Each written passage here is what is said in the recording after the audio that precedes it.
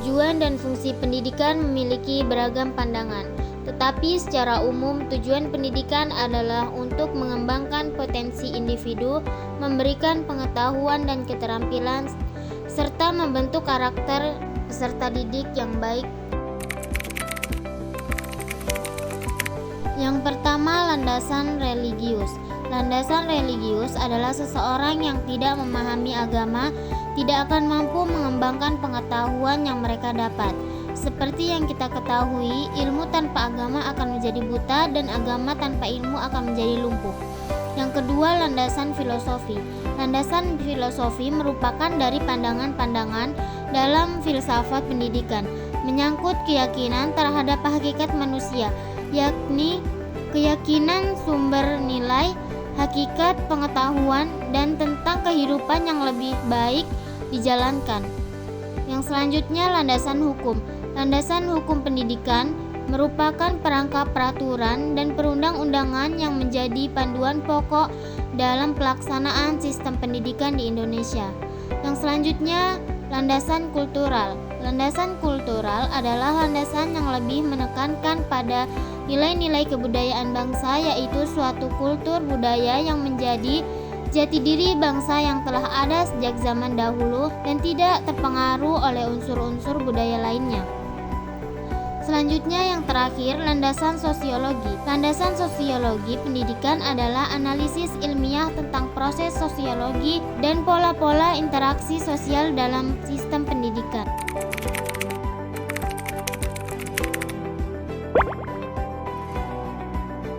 Tirta Raharja adalah seorang pakar pendidikan yang telah menguraikan 3 asas pendidikan. Yang pertama yaitu asas tuturi handayani. Asas ini berasal dari bahasa Jawa yang berarti tangan yang memberi petunjuk. Asas ini menekankan peran guru sebagai pendidik yang memberikan arahan, bimbingan, dan panduan kepada siswa. Guru bertanggung jawab untuk membentuk siswa memahami dan mengembangkan potensi mereka. Konsep ini menekankan pentingnya hubungan antara seorang guru dan siswa dalam proses belajar mengajar. Asas belajar sepanjang hayat. Asas ini menekankan bahwa pendidikan tidak hanya terjadi di lingkungan sekolah saja, tetapi harus menjadi bagian dalam kehidupan sepanjang hayat. Pembelajaran harus berlanjut sepanjang masa, baik melalui pengalaman pribadi, pembelajaran mandiri, pelatihan, atau pendidikan formal. Ide ini mendukung konsep bahwa pembelajaran harus menjadi suatu proses berlanjutnya dan tidak terbatas pada fase tertentu dalam hidup seseorang.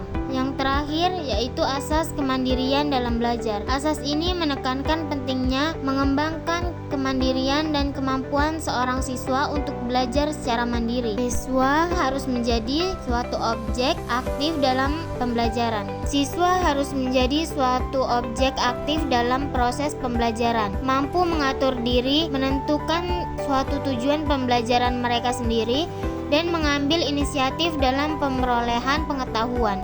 Ini menciptakan dasar untuk pembelajaran sepanjang hayat, di mana individu memiliki potensi atas perkembangan pendidikan mereka.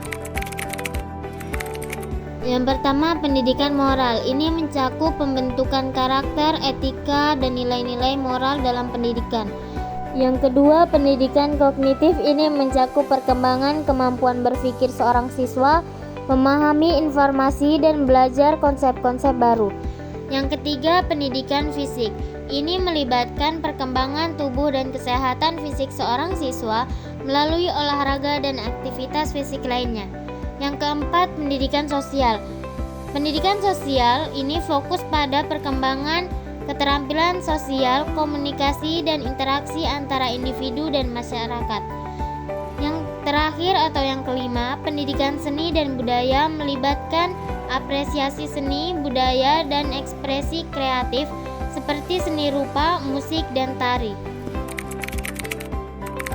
Sistem pendidikan di Indonesia terdiri dari beberapa tingkat, yaitu pendidikan dasar, pendidikan menengah atas, pendidikan tinggi atau perguruan tinggi. Pendidikan dasar dan menengah SMA wajib dan gratis untuk semua warga negara Indonesia. Beberapa poin penting terkait penyelenggaraan sistem pendidikan di Indonesia adalah: yang pertama, Kementerian Pendidikan, Kebudayaan, Riset, dan Teknologi tergantung jawab atas perkembangan kurikulum standar pendidikan dan pengawasan terhadap lembaga pendidikan. Kurikulum di Indonesia telah mengalami beberapa kali revisi. Yang terbaru adalah kurikulum 2013 atau ke-13 untuk pendidikan dasar dan menengah serta kurikulum 2015 untuk perguruan tinggi.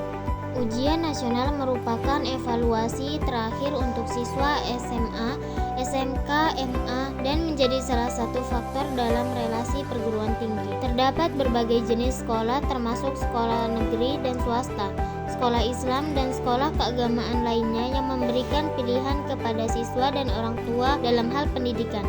Pendidikan tinggi di Indonesia mencakup universitas, politeknik, dan institut yang menyediakan beragam program studi. Kualitas pendidikan di Indonesia masih menjadi isu yang harus diperbaiki, terutama dalam hal akses, kesenjangan antara wilayah, dan mutu pendidikan. Selain pendidikan formal, terdapat berbagai program pelatihan dan pendidikan non-formal untuk mengatasi kebutuhan masyarakat yang beragam.